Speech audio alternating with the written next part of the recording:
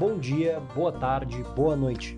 Está começando mais um Fora da Trilha, o podcast que traz o seu mundo para os seus ouvidos.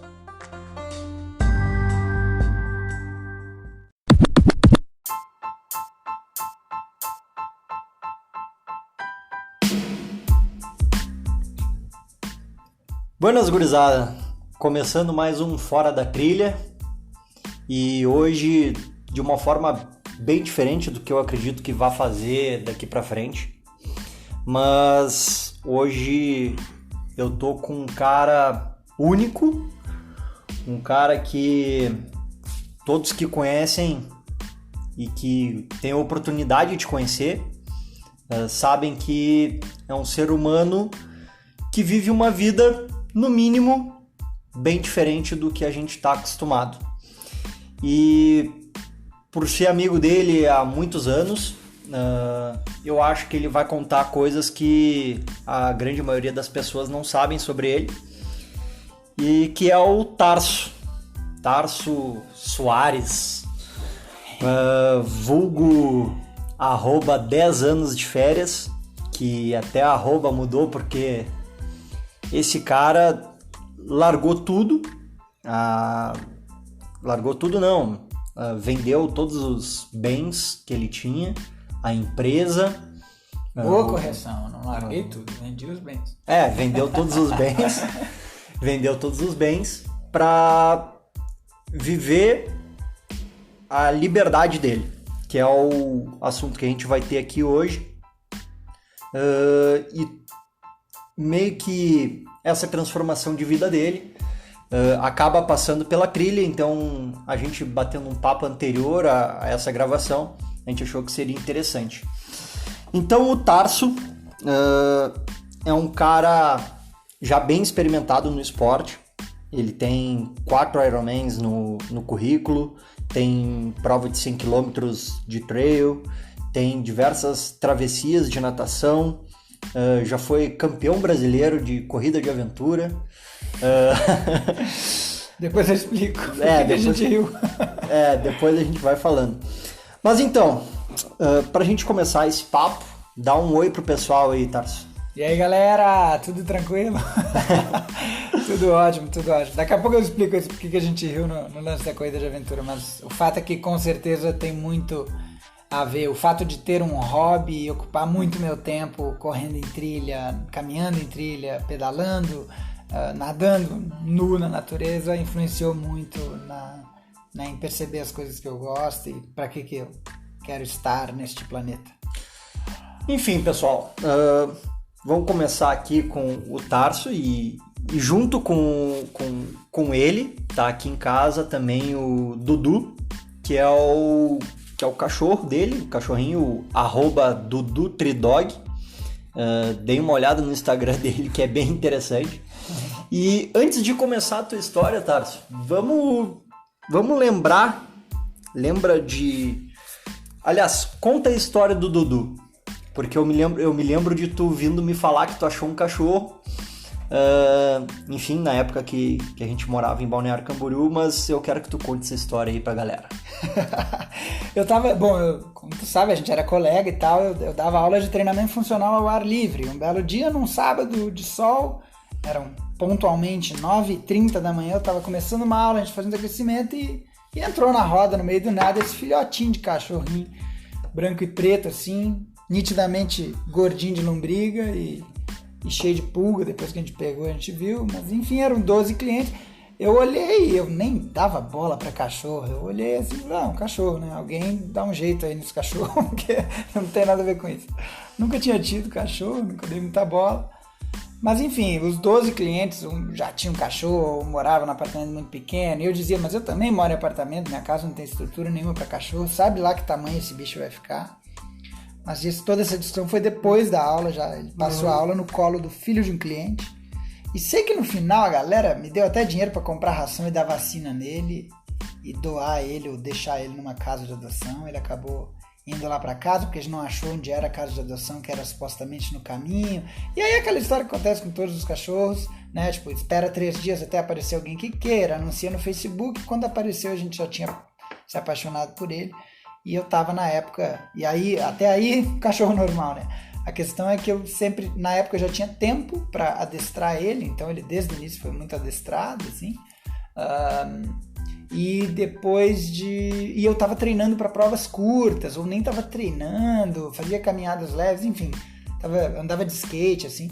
E acho que talvez estava treinando para prova de 5 km, e ele começou a acompanhar essas distâncias curtas, assim. Mas foi bem na época que eu voltei a me empolgar com os treinos, eu tinha competido, já tinha feito Ironman anos antes, maratonas também anos antes, mas nessa época eu tava retornando, assim, correndo 1 km, ou melhor, sei lá, 5, 6 km, deu pra levar o Dudu junto e ele foi ficando bom, cara. E aí não demorou muito pra gente começar a participar de vários tipos de provas juntos. Então, assim, pessoal, para quem não conhece, pode olhar no Instagram, @DuduTreeDog. O Dudu é um cachorro extremamente adestrado. Não que o Tarso... Não sei, assim, eu me lembro dele ensinando o Dudu, mas, assim, o Dudu é o cachorro mais ensinado que eu conheço, mais do que os que são adestrados. E o Dudu tem uma característica de já ter feito várias provas de longa distância. Trail e longa em estradões, assim. Sim. Principalmente, algumas em asfalto, mas poucos. Mas ele já chegou a correr 80 km em trilha, né? Sim, Não, minto, foram 70 km em trilhas, praias e trilhas, em Bombinhas, no Indomit, e 80 km no desafio 320K lá no Circuito Vale Europeu. Então foi um estradão, na verdade. E tem uma história muito legal do Dudu, assim, que quando eu fui fazer os 5 km, o Tarso foi acompanhar e o Dudu foi junto, então a gente correu por 50 km. Mesmo, a gente fez 50 km junto, o Dudu ia muito na frente e depois ele ficava parado olhando assim, meu Deus, esses humanos não correm nada. Galera, quando a gente diz que o Dudu correu 80 km, é assim, eu corri 80 km, ele correu do meu lado, mas ele ia, voltava, ele não tava com GPS, com certeza ele correu mais, a gente arredonda. E ele também anda de bicicleta contigo, sai nas aventuras, enfim. Sim, a viagem mais longa que eu fiz com ele foi de Balneário Camboriú a Pelotas, de bicicleta, 800 km e de volta 1.600. Um pouco pela beira da praia, um pouco pela BR, mas ele ia numa carrocinha, assim. Aí a pé eu já fiz o litoral paulista praticamente todo com ele, do sul ali de Cananéia até Bertioga, caminhando e ele junto, assim. Algumas corridas aqui e ali, mas principalmente caminhando. Bom, essa é a história do Dudu, que acaba volta e meia ficando com o Tarso, né? Porque a guarda dele é compartilhada junto com a ex-esposa do Tarso. Galera chamou a graça, cachorro de guarda compartilhada. Dependendo da aventura, da viagem que eu vou fazer, se é num parque nacional que não pode entrar cachorro, se eu tô indo para outro país, eu deixo ele com a Claudinha. E ele é tanto meu quanto dela. Não é que eu deixo o meu cachorro com ela, ele é tanto meu quanto dela, tem guarda compartilhada. E de vez em quando um sente saudade e diz, quero ficar com ele. É assim que funciona. Então é muito massa, assim, a guarda compartilhada.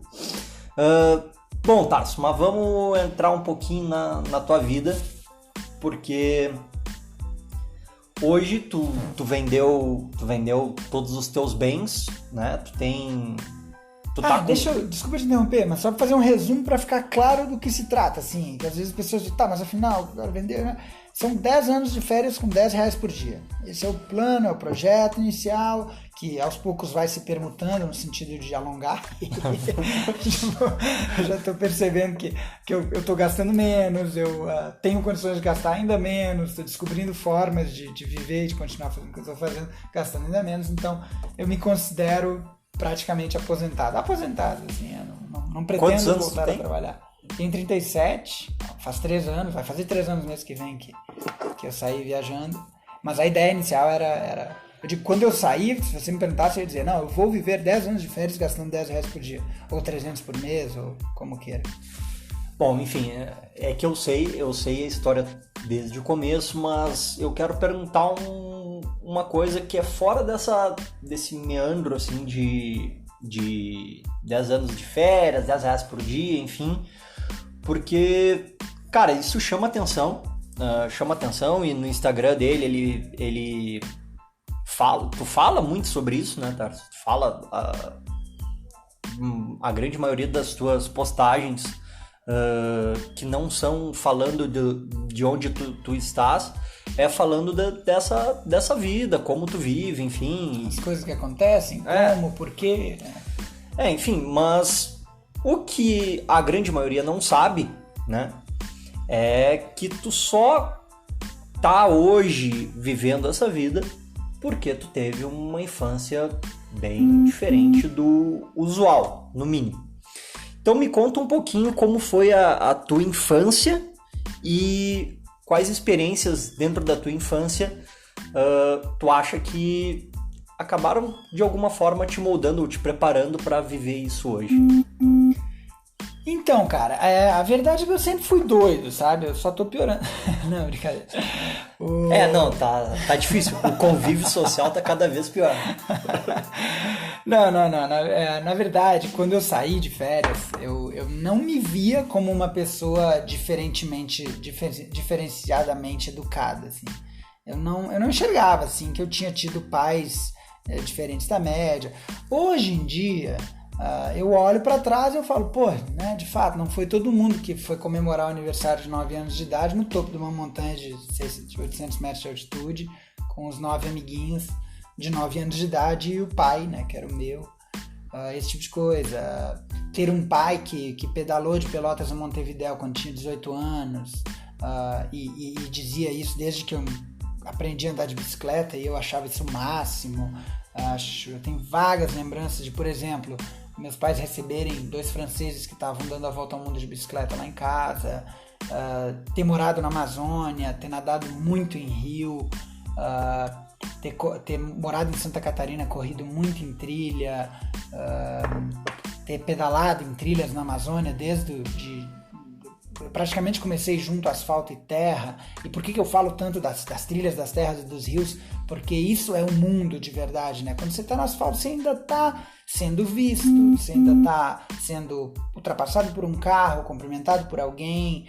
E quando tu vai criando uma conexão desde pequeno com o estar na natureza, assim, com a tua única preocupação ser não ser picado por uma cobra ou por uma aranha, a coisa muda de figura, assim, sabe? E tu começa a se sentir mais independente e talvez ter mais sede de liberdade, ou talvez experimentar a liberdade que pouca gente experimentam na infância, né? Mas então os teus pais, do mundo que tu vivia, aliás, antes de tudo, qual cidade tu nasceu?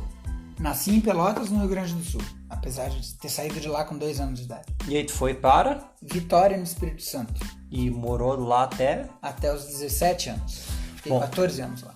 E, bom, naquele mundo que tu vivia, né, com os teus colegas de aula, enfim, teus pais eram diferentes da média, assim, pelo menos nesse sentido de esportivo, vamos dizer assim. Pelo menos teu pai bem diferente da média. Sim, eu não me lembro de ter tido amigos ou pais de amigos de colégio que convidavam. Por exemplo, eu fiz meu aniversário de 9... Meu pai organizou meu aniversário de 9 anos para subir a montanha e o pai de nenhum amigo meu foi. Então, qual montanha? Era o Mestre Álvaro, na zona metropolitana de Vitória, ali fora da ilha. Onde tem uma das provas mais difíceis do Brasil, que hoje é a Insanity, Mestre Álvaro. Tá. Isso, que eu ainda quero fazer. Hoje em dia eu não compito mais porque eu não pago a inscrição, mas eu quero ir lá brincar pelo menos ao redor do percurso. Tá. Bom, e quando tu começou a tua vida esportiva mesmo, teus pais te incentivavam, sei lá, jogar futebol, andar de bicicleta, como é que foi? Assim, tu começou com natação, como é que foi, assim, teus primeiros esportes, assim? A gente ia muito à praia, então meu pai e minha mãe, gaúchos, mudados para o Espírito Santo, morando numa ilha. Meu pai muito ligado em geografia, assim como eu, namorava as praias pelo mapa e comprava aqueles mapas de foto satélite naquela época e tal. A gente ia muito à praia. E o meu pai sempre dava uma nadadinha, ex-nadador que era, dava uma nadadinha. Um belo dia eu me interessei, não sei quantas vezes eu vi ele nadar, mas aos 9 ele nunca me disse, vem aprender a nadar, assim. Aos 9 anos de idade eu disse, pô pai, que legal esse jeito que tu nada com a cabeça dentro d'água e tu consegue ir longe e rápido. E ele quer aprender, e aí me ensinou basicamente, eu gostei, consegui fazer alguma coisa. Ele perguntou se eu queria fazer aula, eu comecei. Eu lembro até hoje do dia de eu ser testado lá no clube e tal. E aí logo comecei a nadar, tive facilidade, assim, eu era bem perfeccionista, assim, tecnicamente. Com 11 anos eu comecei a competir. Eu nunca fui rápido, nunca fui bonzão. Em algum momento devo ter transparecido isso pro meu pai, que, pô, eu não era bonzão. E eu lembro do meu pai, ele não me explicou, mas em algum momento da vida eu lembro de ter escutado ele falar: olha filho, eu tenho amigos que competiram que eu nunca cheguei nem no pé deles. E que hoje estão doentes, tomando remédio, ou obesos, sedentários. E aí só agora eu enxergo que a vida, que o esporte é muito mais uma coisa para a vida, vale muito mais a pena tu carregar isso pro resto da vida do que tu, né, ser o melhor em dado momento da vida e depois viver uma vida que tu não quer viver, sei lá. E eu lembro disso me marcar, assim, eu sempre tive essa coisa do esporte como uma constante, assim, sempre gostei, sempre... Então vamos lá. Para resumir, comecei a nadar aos 9 anos, ainda considero que eu sou nadador, porque tenho condições de nadar a longa distância a qualquer momento. Comecei a pedalar, ganhei minha primeira bicicleta tamanho adulto assim aos 12 anos, ia para a escola com ela, até aos 17 anos. E aí ia para o treino de natação, ia para o treino de escalada na época e ia para a escola de bicicleta. Aos 17 anos eu comecei a pedalar de fato e correr de fato. Comecei a realmente fazer triatlon. Meu primeiro triatlon foi aos 17 anos. Minha primeira competição de triatlon aos 17 anos. Que é aquela foto clássica de... cabelo pintado. De cabelo pintado de loiro com uma sunguinha que tá louco. Cara, galera, foi numa época que a gente só competia de sunga e tinha recém-chegado a história dos topzinhos. Era proibido correr sem camisa e a gente usava tipo parecia uns top, assim, femininos. E aí a gente viajava 3 dias de barco de Santarém, no meio da Amazônia, até Manaus. A minha primeira prova foi lá em Manaus. E durante a viagem de barco, um dos amigos tinha levado descoloridor de cabelo e descoloriu o cabelo e falou: vamos todo mundo descolorir, a gente vai ser a equipe do cabelo amarelo. E todo mundo lá tem cabelo preto, não tinha um loiro na galera. E aí eu só tinha um tupetinho na frente, assim, eu pintei só o tupetinho, ficou uma coisa linda quando tava com gel, mas depois da natação ficou aquela coisa horrível. É uma fotinho deplorável, mas enfim. Não digitalizável. Nunca vou publicar. Então assim, tu ainda teve a experiência do não sei se teu pai e tua mãe, ou só teu pai, de irem bastante acampar, ter essa parte mais roots, vamos dizer assim, mais riponga até em algum momento. Pelo menos eu me lembro da tua mãe me falando assim: eu já fui hippie, não sei o que, nos anos não sei quanto. Nem sabia que ela se considerava hippie. Ela fez viagem de carona, gostava de uma vida simples, assim. Acho que foi acampar com o namorado já com 15, 16 anos e tal. Pô, imagina naquela época, né? E aí, não coincidentemente, ela acabou conhecendo meu pai. E meu pai foi escoteiro, ia de bicicleta pro interiorzão, sem telefone, obviamente, com a bicicleta velha, enfim. Mas claro, fez parte da minha infância. Acampar pra mim nunca foi uma: nossa, que aventura, vamos acampar. Não, era tipo assim: vamos acampar, a gente vai viajar e vai ficar em camping. E era um lugar ali que a gente dormia na barraca, eu subia as árvores, e ia pra praia no tempo livre, assim. Bom, enfim, a vida foi tomando seus rumos, tu continuou praticando triatlo por um tempo, enfim, por um bom tempo, acabou indo para educação física. Conta um pouquinho aí dessa parte de escolha profissional até tu ir para a Austrália lá. Sim, foi... bom, eu comecei a fazer triatlon aos 17 anos, ou seja, no 3º ano do 2º grau, no pré-vestibular, né? Até então eu pensava em fazer arquitetura, não tinha percebido que a minha vida girava em torno já de escalada e natação. E aí naquele ano eu larguei a escalada, fui morar na Amazônia e aí nadava, pedalava e corria feito um louco, assim. Eu ocupava todo o meu tempo livre, não estudava nada, só na escola. E aí, sendo assim, eu decidi, não sei onde eu vou fazer vestibular, não sei se vou passar, mas vou fazer com educação física. Depois que eu passei, eu me encontrei mais ainda. Eu me comparava com os outros alunos, com os outros acadêmicos, e falava, eu nasci para isso, assim, eu gosto do negócio, sei como é que funciona a prática, era um dos poucos atletas, mesmo naquela grande faculdade, já de volta ao sul do país, né? Foi lá que eu fiz vestibular e passei. Enfim, mergulhei de cabeça, fui campeão gaúcho na categoria na época, disputei campeonato brasileiro, uma etapa que arrebentou a corrente, acabei nem completando, mas tive experiências legais, assim, falava muito disso. De novo, nunca fui bom, acho que nunca ganhei uma prova de triatlon, exceto as bem interiorzão, bem amadora, assim. Mas sempre gostei muito e sempre levei a coisa sem estresse, assim. Fui morar na Austrália, parei de treinar, talvez tenha sido a única época sedentária da minha vida, uns 8 meses ali, acho que um ano, fechou um ano, sedentário. Porém, que os sedentários ouçam isso, a minha época mais sedentária da vida, a bicicleta era o meu único meio de deslocamento, assim, lá na Austrália. Um sedentário ativo. Um sedentário ativo que no final, quando não estava trabalhando, pegava a bicicleta e ia passear. Assim. E, bom, enfim, aí a Austrália, acabei ficando 4 anos e meio lá, visto de estudante, depois de trabalho, me especializei. E no segundo ano de Austrália, eu percebi que eu já estava ganhando o suficiente para poder trabalhar pouco e treinar para um Ironman. Realizar não era um sonho, não gosto de dizer essa palavra, meu sonho de criança, mas era uma coisa que desde pequeno eu ouvia falar, já tinha ouvido falar na infância, que incrível, será que é possível e tal. E acho que todo triatleta, mesmo de curta distância, pensa em um dia, né, antes de morrer, fazer um Ironman. E aí lá, aos 23 anos, eu percebi que dava, que já tinha idade, já tinha corrido 40 km sem parar uma vez, acabei correndo a maratona de Sydney, que foi minha primeira maratona, 6 meses antes de fazer o Iron. E a corrida, para quem não sabe, é o meu fraquíssimo, assim, comparado com ciclismo e natação. E por isso que eu sempre digo que eu sou muito melhor atleta que o Cristiano aqui. Que não é muito difícil. Eu quase acompanho ele na corrida, só que a corrida é meu ponto fraco. Brincadeira. Aí, enfim, aí terminou a história de triatlon forte mesmo na Austrália, foi até o Iron. Aí depois eu continuei brincando lá numas provinhas, mas nada significativo.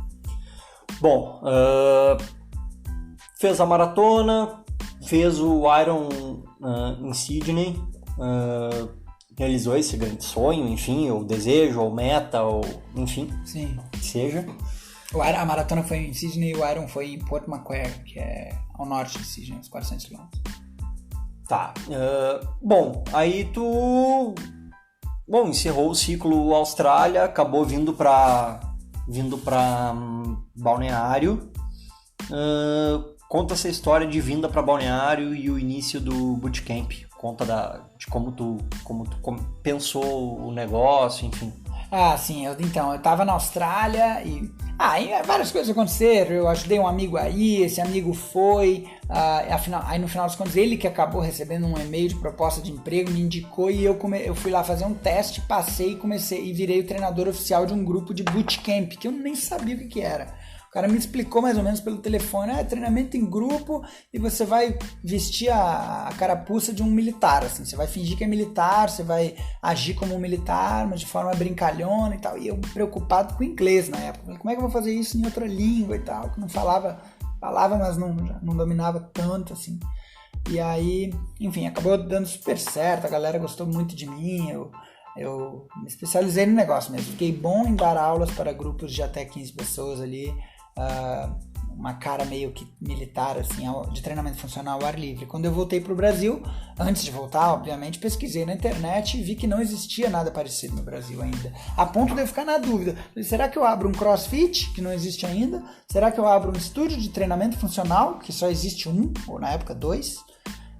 Ou será que eu abro treinamento funcional ao ar livre, que é um nome mais longo, eu lembro de ter ficado na dúvida, mas talvez já numa ideia de viver a vida mais simples, eu já tinha lido um livro que falava muito em conseguir tempo e não dinheiro, já estava curtindo essa ideia, assim, falei, não, se eu não tiver um estúdio e não tiver um box para cuidar, eu vou trabalhar menos, vou ter mais tempo livre, vou poder treinar mais, vou poder explorar bastante Santa Catarina, que é o lugar que eu optei abrir o negócio, assim. E assim começou a Bootcamp Brasil, o primeiro grupo de treinamento funcional ao ar livre do Brasil, e com poucas turmas, eu tinha basicamente o dia inteiro livre entre manhã e noite, mas como tu sabe, naquela época acabava que não treinava muito. Conhecia a região, ia para as praias, mas não treinava tanto.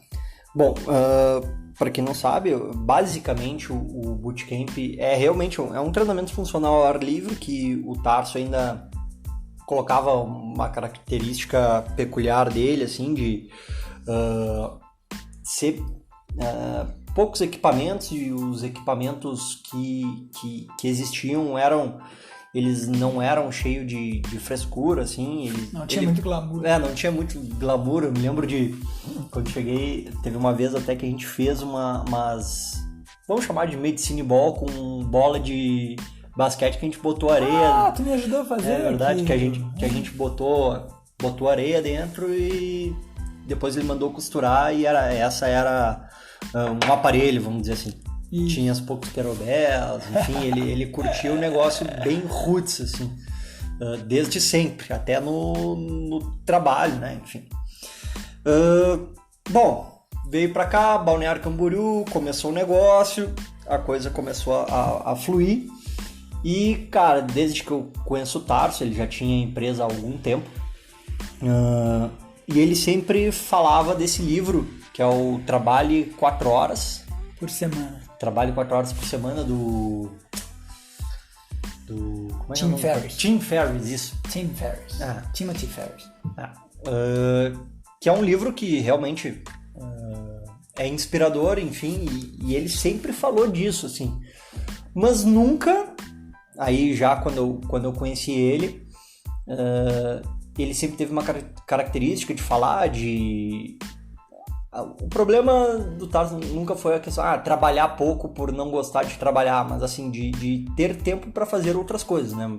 Mais para ter tempo para outras coisas do que propriamente para o trabalho, ficar envolvido naquilo. E ele sempre tentou criar meios e ficava sempre divagando com todas as pessoas que ele falava sobre como ele poderia diminuir o trabalho dele, mesmo que eu me lembro de ele falar de sistema para deixar a coisa mais automatizada e ele precisar trabalhar menos, de botar professor no lugar dele para ele trabalhar menos. E eu me lembro de ter eu acho que tinha 2 ou 3 horários de manhã e 2 horários à noite. Isso. Era isso. E eu ainda empregava alguém para dar as aulas da noite. Isso aí. Enfim. Mas sempre ele teve essa característica. Eu queria otimizar, eu lembro que na época eu não pensava em parar de trabalhar, mas eu queria dar as melhores aulas. Só que para mim dar as melhores aulas era sinônimo, trabalhar pouco era sinônimo de dar melhores aulas. Tipo, as melhores aulas que eu dava era quando eu tava descansado, sabe? Era na segunda-feira de manhã, assim, eu tipo... Não, péssimo exemplo, mas vamos lá. Segunda-feira à tarde, assim, já mais acordado, mas enfim, sempre quis otimizar, assim. Bom... aí, beleza, tu sempre teve essa ideia. Só que nunca tinha pensado num ano sabático. Era incabível naquela época por ser casado. A lógica natural das coisas era provavelmente engravidar. E aí eu ia chegar nesse ponto que, enfim... Beleza, até então tu tava com a Claudinha desde que tu tinha voltado da Austrália. E aí como é que foi esse... rompimento e esse final, porque a partir daí começou, não quero chamar de novo Tarso, mas assim, tu começou a ficar nível NASA na loucura. Não, mas assim, enfim, conta um pouquinho, assim, por alto de como foi esse final, assim, e como é que tu começou a imaginar as coisas, assim, porque aí eu me lembro da tua cabeça meio que explodir. Assim, de liberdade, assim, o meu casamento nunca foi horrível, a gente não precisou chegar a um ponto horrível pra gente se separar. Pra mim, o casamento era uma coisa assim, tipo, tá legal, vamos estar junto enquanto tá legal, estamos dois bem e tal. No momento que a gente começou a ter umas briguinhas aqui e outra ali, o dia a dia já não tava mais 100% e tal. Teve uma gota d'água, mas foi mais essa questão da rotina cansativa. Eu tô explicando isso porque muita gente pergunta, você provavelmente se separou e por isso que você quis andar pelo mundo? Foi uma coisa repentina. Não, muito pelo contrário, a gente é muito amigo, a gente passaram 2 anos entre a minha separação e a saída de férias. E a gente... Então, a questão foi que assim que eu me separei, no dia seguinte, já me deu uma sensação de, caramba, como eu quero pouco, sabe? Na hora de distribuir móveis e tal, não sei se tu lembra, mas eu disse, cara, quer a TV? Eu não quero, eu prefiro não ter a TV. Quer a cômoda? Nossa, eu prefiro não ter a cômoda. O guarda-roupa eu prefiro não ter, sabe? Não sei mais o que, eu prefiro não ter. Eu prefiro não ter cama, eu prefiro não... Entendeu? E aí eu fui, sabe quando tu para te autoanalisar? Caramba, como eu preciso de pouco. E aí alguns meses passaram que eu comecei a perceber, nossa senhora, eu gasto meu dinheiro com coisas que eu preciso para trabalhar, que é gasolina, manutenção do carro, aluguel para viver na cidade, porque se eu não trabalhasse eu nem precisaria morar numa casa, roupa talvez, enfim. Comecei a enxergar minha vida, caramba, como as coisas que eu gosto são baratas, assim, sabe? E o que mais me fazia vivo era transar, era correr, preferencialmente de sunga no mato, talvez até nu, nadar nu, então era uma coisa que me despertava muito aquela sensação de caramba, que delícia, sabe? Que conforto, isso aqui pra mim é que é conforto, não é hotel 5 estrelas. E então foi talvez um processo de percepção, assim, não foi um ponto. Sim, não foi uma coisa traumática nem nada parecido com isso. Bom, aí começou a ideia do período sabático, né? De tu falar, mas eu posso passar 3 meses de férias, depois 6 meses de férias, depois 1 ano sabático, e aí tu começou eu me lembro de conversar contigo e tu começou com, dá pra tirar 1 mês de férias, não, dá pra tirar 3, não, dá pra tirar 6. Tu acompanhou bem isso, sim. Né? Recentemente eu dei uma entrevista falando disso e relembrei todo esse processo, assim. E, bom, beleza, e tu... Enfim, vamos avançar algum tempo na história. Uhum. E tu tomou a decisão de vender tudo que tu tinha, que na época era o carro, a empresa e o apartamento? Carro, empresa, a casa que eu já tinha me separado 2 anos antes, mas a casa ainda estava à venda. Ela foi vendida mais ou menos 1 ano e meio depois da separação, quase 2 anos. O que mais que eu tinha? Carro, empresa... Enfim. Tinha metade de um terreno, coisa, né? Mas enfim, tu vendeu as coisas e ponto final. Uhum. E tu... Cara, o que eu vou fazer? Porque eu não me lembro exatamente, assim, mas tu botou tudo na mochila, né? Tu botou tuas coisas na mochila. No Alforge. Né? No Alforge, isso, no Alforge. Sair de bicicleta. E tua ideia era sair de bicicleta, enfim, sair. Conta como foi essa tua primeira ideia. Pum! Vendeu tudo, cara, ufa! Então, olha só, foi parecido talvez com a maratona e com o Ironman. Tipo, eu ouvi falar a primeira vez em maratona e Ironman, sei lá, 9, 10, 12 anos. Ficou aquela sementinha plantada na cabeça. Lá com 18, 19 anos, eu estava no auge do meu preparo físico, com 19 anos. E pensava, podia fazer um Ironman agora, me sinto bem para treinar para essas distâncias e fazer, maratona e etc. Mas não vou fazer porque eu sou muito novo, mas ficou aquela coisinha. E lá com 23 anos eu falei, agora dá. Né? Tenho idade, tenho preparo físico, tenho tempo, tenho vontade para fazer isso e fiz.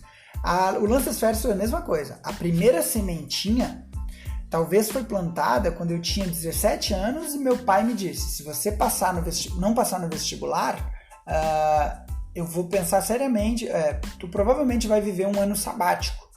E eu, pai, o que é ano sabático? E ele disse, é uma coisa que tem sido comum na Europa, nos Estados Unidos, na América do Norte, pegar 1 ano da vida e viajar. Não necessariamente na tua idade, ou talvez mais adulto, mas dar uma pausa na vida, assim, para conhecer o mundo, para ver o mundo de outras formas. Eu acho que para ti seria muito útil, caso não passasse no vestibular, porque, né, até para pensar, porque eu acho que o vestibular hoje em dia é feito muito novo, etc e tal. Beleza, talvez aí começou olha, que legal seria dar uma pausa de um ano na vida, né? Mais tarde, ali por volta dos 25 anos, morando na Austrália, pesquisando sobre corrida descalço, foi quando, não sei se a galera lembra do tal do Five Fingers, Sim. Vibram Five Fingers, o calçadinho, aquele que veste um dedo de cada vez. Quando ele foi lançado pela marca Vibram na Itália, ele alcançou a Austrália antes de alcançar o Brasil. Eu morava lá, vi propagandas, tinha uma loja, eu dava aula numa academia, na loja da frente tinha propaganda dele. Eu comecei a pesquisar muito a respeito, descobri um brasileiro que usava eles e entrei no Facebook desse brasileiro. O nome desse cara é Daniel Meyer, e no Facebook dele ele dizia coisas que me encantaram muito. Veja bem, naquela época eu estava na Austrália com uma vida estável, casado, a lógica seria comprar uma casa cada vez melhor, um carro cada vez melhor, ter filhos, etc. e tal. Mas aquilo me encantou muito. O Daniel Meyer escrevia no Facebook dele que ele já tentou, já estudou em 4 faculdades, mas não quis terminar nenhuma. Ele não nasceu triatleta, mas ele com certeza vai morrer triatleta.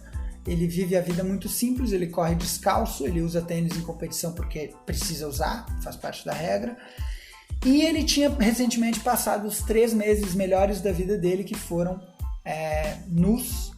completamente nu, com a esposa, numa área completamente isolada, sem ver ninguém, na beira do mar, comendo o que eles conseguiam ali. Aquilo me encantou, cara. Aquilo ali foi o segundo assim, sabe? Primeiro foi pensar no ano sabático, e essa foi a segunda coisa que realmente me encantou, e ficou a sementinha plantada. Era incabível na época, mas foi uma coisa que voltou à minha cabeça um ano depois do meu divórcio, entendeu? Tipo, pensar assim, talvez agora dê, sabe? Passar 3 meses essa experiência, fazer uma tentativa. Eu sempre pensei na vida, acho que a gente conversou junto com o teu amigo lá em Porto Alegre, o Botelho.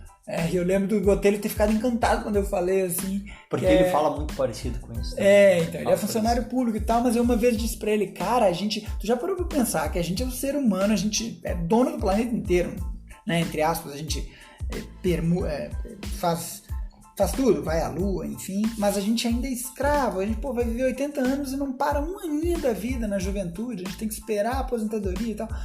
Que diferença é fazer na nossa vida ou na humanidade se a gente dá uma pausa? Se a falta... Enfim. Aí eu comecei a ter essas ideias e aí comecei a calcular. Eu sou muito organizado com grana, sempre fui muito... Muito. Não, vocês não sabem... Não. Assim, mesmo quando ele era uma pessoa normal, com convívio social, era extremamente complicado, cara. Porque ele contava os centavos, era uma coisa, assim, absurda.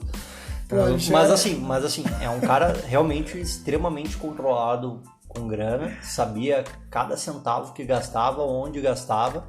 E isso não, em hipótese alguma, é um defeito, inclusive é uma qualidade, mas é nível nazi. Depende. Depende. Pode vir a ser um defeito, né? Não sei até que ponto. No meu caso hoje não me prejudica em nada, tomara que não prejudique ninguém, porque às vezes eu vou pra casa de alguém, a pessoa me oferece, não, por favor, não compra comida, não compra legume. Pra mim faz toda a diferença, eu vou economizar a grana que eu tô ficando ali, entendeu? E mas se a pessoa não se importa, porque às vezes isso é o pozinho das despesas mensais de uma pessoa, né? E aí, enfim, bom, às vezes eu tenho essas coisas. Mas sempre foi um cara muito organizado, ele começou a fazer as contas e eu me lembro de, bom, se eu gastar R$10 por dia 3 meses no meio do mato vão me custar apenas R$900. E aí E aí eu me dei conta, R$900 não é nada, eu tava num padrão de vida que R$900 eu podia ter que gastar no dia seguinte com o carro quebrando, entendeu? E aí, cara, poxa, se é pra me organizar pra sair por 3 meses gastando R$900, quem sabe me organizo por 4 ou 5. E quem sabe eu não levo a bicicleta para ter um pouquinho mais de liberdade geográfica, assim, né? Deu vontade de sair, eu posso pegar a bicicleta e posso ir para outro mato, em outra praia, em outra cidade, assim. E aí a coisa começou a crescer. Eu lembro que na época eu comentei com a minha mãe, eu acho que estou pensando em ficar 3 meses de férias. E aí, uma semana depois eu disse, mãe, acho que vai rolar uns 5 meses de férias, 8 meses de férias, 1 ano de férias, 3 anos de férias. Quando eu falei 10 anos de férias, minha mãe já mandou uma mensagem que eu dizia no grupo da família. Quando eu falei 10 anos, ela mandou uma mensagem em inbox, assim, conversa particular. Ei, que história é essa? Que falta de foco é essa, né, de ficar 10 anos de férias? foi legal a minha resposta. Ela, mãe, não é falta de foco, é o contrário. Pela primeira vez agora eu realmente sei o que eu vou fazer, assim. Eu descobri o que eu quero da vida e eu tô muito feliz que eu vou viver de férias por todo esse tempo. Bom, e tu saiu, tu pegou tua bicicleta, colocou algumas coisas no Alforge e foi. Ah, Cris, desculpa, deixa eu te interromper. A gente falou sobre a minha infância e tal. Acho que tem uma coisa que conta muito, que tu não te deu conta, nem eu me dei conta de falar, até antes da gente começar aqui a gravar. O fato de ter morado, nascido no Rio Grande do Sul, ter a família inteira lá, alguns tios em Santa Catarina, veja bem, pensa no mapa do Brasil. Eu morei no Rio Grande do Sul, família inteira lá, alguns tios em Santa Catarina, cresci em Vitória, no Espírito Santo, meu pai trabalhava em toda a região sudeste, eu competi em toda a região sudeste, eu fui morar na Amazônia, eu conhecia gente em Belém, em Manaus e tudo, e aí eu fui morar na Austrália e conheci gente da Holanda, da Alemanha, dos Estados Unidos, sei lá de onde, da Tailândia, do Japão, da Nova Zelândia. Isso tudo me fez enxergar no processo de pensar em 3 ou 4 ou 6 ou 12 meses de férias ou talvez 10 anos, eu comecei a ver que, cara, eu nasci pra isso, tipo, a minha vida inteira, né, tipo, parece que foi calculada para que eu agora pudesse viajar e se um dia eu me sentir só, ou se um dia eu quiser, tipo, seria um prazer visitar as pessoas, sabe? Eu posso até antes de sair de férias mandar um e-mail para todo mundo e dizer, galera, tô saindo de férias, onde é que vocês moram? Quero visitar vocês e tal. E isso linka diretamente a este minuto que estamos aqui, né? Tipo, se você não morasse aqui em BH, eu não estaria aqui hoje. Exatamente. Bom, e qual foi o teu primeiro destino, assim? Eu me lembro do primeiro vídeo, tu saindo com a Samantha. Com a carrocinha. Não, com a carrocinha. Com a carrocinha, Não, sem carrocinha. O primeiro vídeo foi com a Samantha, só com o Alforge. A carrocinha foi 3 meses depois. Ela tava com um primo meu em Porto Alegre. Isso aí. Tá, não, é verdade. É verdade. Bom, aí tu saiu. Foi pra onde? Fui pra Argentina, uma cidade chamada Concórdia, de bicicleta. Foram 1.500 quilômetros, cruzando ali metade de Santa Catarina, o Rio Grande do Sul inteiro, o Uruguai inteiro, e aí um pequeno trecho de 300, 400 quilômetros de ciclismo ali pela Argentina. Tá. Essa foi a primeira viagem. E aí voltei, né? Voltei cruzando o Rio Grande do Sul e Santa Catarina. Eu voltava, não sei se tu lembra, que eu fiquei 9 meses fazendo ping-pong, assim. Sim. Eu chegava em Balneário Camboriú, eu tinha... É engraçado, de certa forma eu fui burro de me escravizar durante as férias, eu tinha aparelho nos dentes e tinha que fazer manutenção todo mês, mas dependendo do ponto de vista eu fui muito livre de não esperar terminar o tratamento para sair de férias. Acho que muita gente, eu quero ir morar no exterior, eu quero tirar um ano sabático, mas antes eu vou terminar o meu tratamento, mas antes eu vou terminar o curso, mas antes eu vou acabar de pagar não sei o que, e aí você não vai, né? Sempre vai ter alguma coisa, né? No fim das contas, sempre vai ter alguma coisa. Mas, cara, pra tu chegar nesse ponto, tá, né, de liberdade extrema e eu acho que tu pintou um cenário exato, assim, de... Tua vida, de alguma forma, sempre foi moldada pra que tu fosse um cara do mundo e fosse viajar, até porque... a tua experiência na Austrália te deu o domínio da língua do inglês. Ah, tem isso também, tu tem um domínio total do inglês. Nasci perto não teria dificuldades em aprender espanhol porque nasci ali perto. Então assim, falando inglês e espanhol, tu vai para grande parte do mundo, principalmente o inglês. Isso não te impede de nada. Tu sempre foi um cara super desapegado, enfim.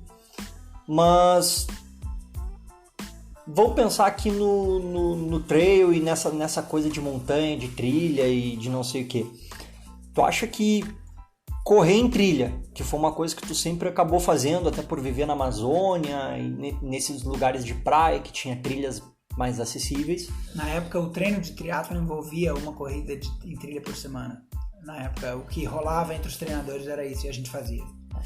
E tu acha que isso te influenciou de alguma maneira para tu tá vivendo o que tu tá vivendo hoje? Com certeza.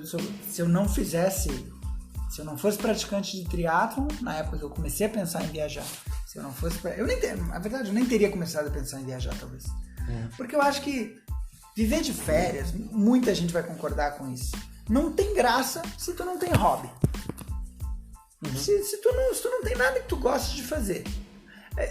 Olha, eu arrisco até dizer, não sou muito entendido do assunto, tá? Apesar de filosofar muito, eu arrisco até dizer que um dos maiores motivos para as pessoas trabalharem muito é que elas não têm nada melhor para fazer. Isso eu me lembro muito do meu pai. Cara, em determinado momento ele se aposentou e, cara, meu pai não tinha um hobby além do... Tipo, ele ia trabalhar. E ele parou de trabalhar, não tinha mais o que fazer e ele voltou a trabalhar, porque, cara, vai ficar em casa fazendo o quê?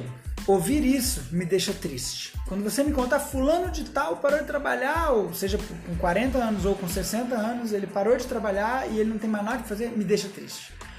Ao mesmo tempo, não tem por que me deixar triste. Não é uma tristeza racional. Porque, cara, eu não tenho que ficar triste pelos outros e a pessoa não tem que ser triste porque ela viciou em trabalho. Não tem problema nenhum.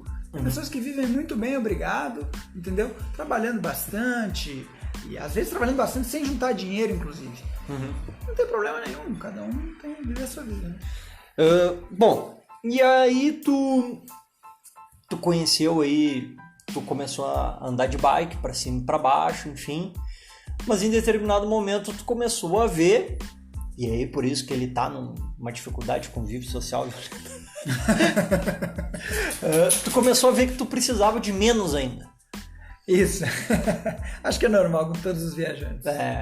Sempre começa uma bagagem mínima e ela vai diminuindo. De outras histórias que eu ouvi, enfim, é meio padrão mesmo. Mas aí tu resolveu largar a bike, porque a bike de alguma forma te impedia, porque de vez em quando tu queria pedir carona e queria chegar mais rápido nos lugares, ou não, ou queria só ir andando por uma trilha e não queria carregar aquele peso. Cara, eu acho muita graça quando a galera que viaja de motorhome fala que é livre. A gente tá tendo uma experiência de plena liberdade, a gente vive no motorhome.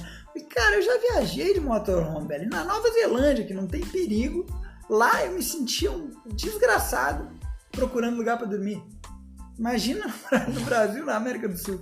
Tipo, você tem um carro pra cuidar, a qualquer momento ele quebra e aí você se dá conta que você é escravo do carro, ou pelo menos naquele momento você é escravo do carro. Você tá ali por causa do carro, você não pode desgrudar do carro. Você não pode dizer, azar, fica o carro aí, eu vou seguir de mochila. E aí agora quando eu falar da bicicleta você vai entender por que o cara do motorhome é tão escravo. Porque até o ciclista é muito escravo, cara. O ciclista que viaja com tudo ali, né, com uma carga grande, ele tem muita relutância de andar em estrada de chão. Ele até anda, mas ele não gosta. Duvido que um cara diga eu prefiro andar em estrada de chão. Porque pode furar um pneu e aí vai ter problema mecânico, e aí tu vai ter que parar, e aí é uma função. Muito mais trabalhoso, gasta mais corrente, tudo gasta mais, enfim.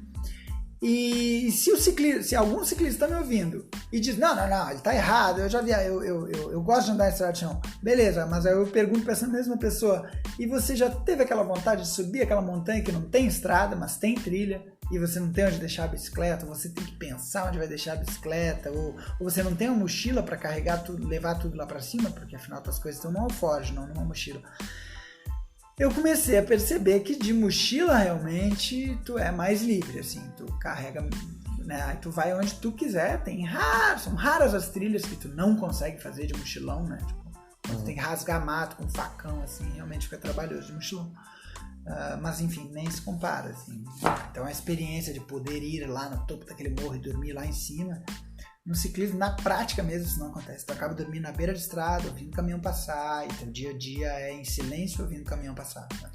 E, bom, vamos um pouquinho assim dessa tua vida agora de nômade, vamos dizer assim. Tu tá óbvio, tu tá aqui em casa, mas se te der na telha, tu arruma tua mochila agora e sai andando sem saber onde dormir. Agora não, porque tá chovendo. Pra variar. Mas enfim. Cara, isso é até um motivo de um papo anterior que a gente teve. Teu grande objetivo hoje, e ele é de, no mínimo, de fazer as pessoas pensarem que tu quer exercer a tua liberdade plena o tempo todo. Eu criei o termo liberdade geográfica. Porque eu aprendi que liberdade é muito... Liberdade é tipo assim, tô a fim de defecar agora, defeco. Aqui, sentado na cadeira. Isso seria liberdade plena. Então, claro, usei um exemplo meio radical demais, mas tu entende o que eu quero dizer? Sim. Liberdade plena não tô aí pra nada nem ninguém e tal, mas agora liberdade, acho que é até é utopia falar nisso, assim. Mas liberdade geográfica realmente eu posso afirmar que eu tenho.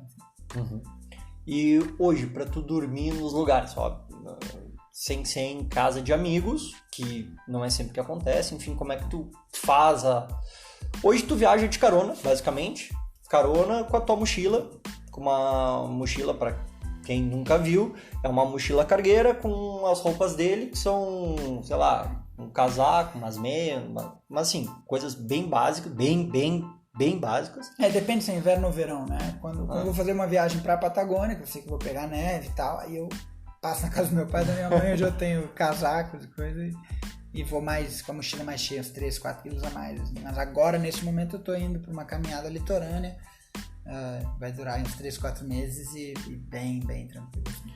Mas, enfim, bem leve.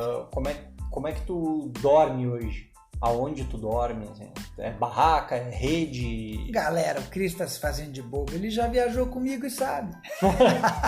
As pessoas não sabem, né? Não, o Cris uma vez, eu tava voltando da Argentina de bicicleta, passei por Porto Alegre, peguei o Cris, fui eu, o Cris, a menina que tava pedalando comigo na época, ela tinha inclusive Enfim, não vem ao caso. A gente pedalou 7 dias, ou foram 8, de Porto Alegre a Balneário Camboriú, variando entre asfalto, estrada de chão e mais asfalto e areia de praia, né? Na verdade a gente foi até Capão, não, até Osório. Por asfalto? Isso, aí depois entrou na beira da praia e foi basicamente até lá em cima. Até Araranguá, eu lembro. Ali a gente pegou asfalto de novo. Enfim. Então o Cris teve essa experiência de ver como é achar lugar para dormir. E tu achou difícil? Não. Simplesmente achar um lugar selvagem para dormir sem ser visto. Em nenhuma noite acho que a gente dormiu em algum lugar que a gente... Não, sem problema. E que a gente fosse visto. Não. Né? Tipo, se alguém passasse na praia não nos veria, porque a gente estava atrás de dunas ou dentro de como é que fala? Molho de árvores, assim, moita de árvores. Lá na Guarda do Baú, aliás, foi sensacional, né? Enfim, eu comecei a perceber que o mundo é 90%, 99% áreas não populosas e apenas uma pequena porcentagem de áreas populosas que eu nem chego perto, a não ser que eu tenha amigos lá. Então você nunca vai me ver, por exemplo, em Salvador. Não tenho nenhum conhecido lá, não vou chegar na grande cidade de Salvador. Se eu quiser conhecer Salvador, eu provavelmente vou entrar em contato com meus pais, porque eles provavelmente têm amigos lá, ou vou publicar no Instagram, galera, tem alguém de Salvador aí que gostaria de me receber e tal. Isso linka com uma outra pergunta comum, que é a questão dos aplicativos. Você não usa aplicativo? Porque tem um monte. Couchsurfing, Warm Showers, aplicativos de pessoas que estão dispostas a receber viajantes assim, desse estilo. Vamos lá, vamos às perguntinhas padrão, assim, que tu responde 99,9% das vezes. Pelo menos sempre que eu tô contigo, as pessoas perguntam sempre as mesmas coisas, então já responde, assim, pra resumir. A primeira é onde tu dorme. Onde é que tu dorme? Não respondi. Ficou 3 horas falando e não respondeu. Eu durmo preferencialmente sem ser visto em áreas selvagens, com água doce por perto. Em barraca. Em barraca, sempre em barraca. Ou em rede, se eu souber que não vai chover. Tá. Isso é preferencialmente. Aonde tu faz tuas necessidades fisiológicas? Preferencialmente na natureza, em qualquer lugar que eu possa cavar um buraco. E se eu não posso cavar um buraco é porque tem pedra, eu tiro uma pedra e fica um buraco ali. Eu faço ali. Tá. Pode perguntar do papel higiênico, eu não tenho vergonha de responder. Tá, e tu usa papel higiênico ou não? Não, desde muitos anos, desde acho que a época de casado eu já não usava papel higiênico. Eu acesso água, se não tem chuveirinho, esse chuveirinho de banheiro, eu pego uma garrafinha e jogo água e como limpar o ânus no banho, assim. Todo mundo limpa todo dia, só que a gente não tem costume de limpar após defecar, né? E eu digo que isso é muito mais higiênico, faz muito mais bem à pele. Tá, beleza. Como é que tu lava tuas roupas? Preferencialmente, mas não mais frequentemente, em água doce, em rio, assim. Eu tô numa caminhada, numa pedalada, ou numa viagem de carona até. Se eu passo por um rio ali, eu deixo, se possível, eu deixo a roupa de molho um tempão, se não saculejo ela bastante, assim, molho, seco, esfrego, blá, blá, blá, bato ela na pedra e tal. É uma delícia. Tu usa sabonete, desodorante? Não, desodorante sim, porque eu sempre disse, cara, não quero ser esses viajantes que não se cuidam, que não fazem a barba, enfim, já fiquei sem fazer a barba, feio igual o Cris, assim. Mas... enfim, barbeador eu tenho, mas desodorante eu uso. Eu uso leite de magnésia ou bicarbonato de sódio. Um custa R$4 o ano e o outro custa R$12 o ano. É muito mais barato. Esse é o nível NASA que ele tem de controle financeiro. Isso é desde que eu conheço ele sabe quanto que ele gasta com exatamente cada coisa. Eu acho super importante. Pode parecer... Não, mas tu tá certo. É que assim, é que não adianta dizer eu sou desprendido de dinheiro, eu não cuido de dinheiro. Então você é prendido de dinheiro porque não tem como não ser. É uma coisa que faz parte da humanidade, a não ser que você viva numa comunidade livre de dinheiro. Tem várias, dá pra viver, mas não é o meu caso. Eu talvez um dia viva numa delas, mas por enquanto não é assim que eu vivo e dinheiro manda nas nossas vidas. Quer a gente controle ou não, né? Tá, então aquela história do limão galego, tu finalmente tirou da cabeça de passar aquele bagulho de sovaco, né? De jeito nenhum. De vez em quando eu vejo um limão, aqueles amarelinhos, não dos verdinhos, aquele bem amarelo, alaranjado, eu uso ele como desodorante, funciona muito bem. Bom, pessoal, sabonete não, shampoo não, só shampoo não e escova de dente? Escova de dente sim, pasta de dente não, a não ser que eu esteja na casa de um amigo que tem pasta de dente e naquele dia eu comi produtos industrializados. É a mesma lógica com sabonete e shampoo. Se eu tô aqui em BH e a gente correu e passei do lado de fumaça de caminhão, coisa assim, tô me sentindo sujo, tô na tua casa necessariamente, e aí tô na casa de alguém necessariamente, aí uso shampoo e sabonete. Bom, nós vamos encerrar essa parte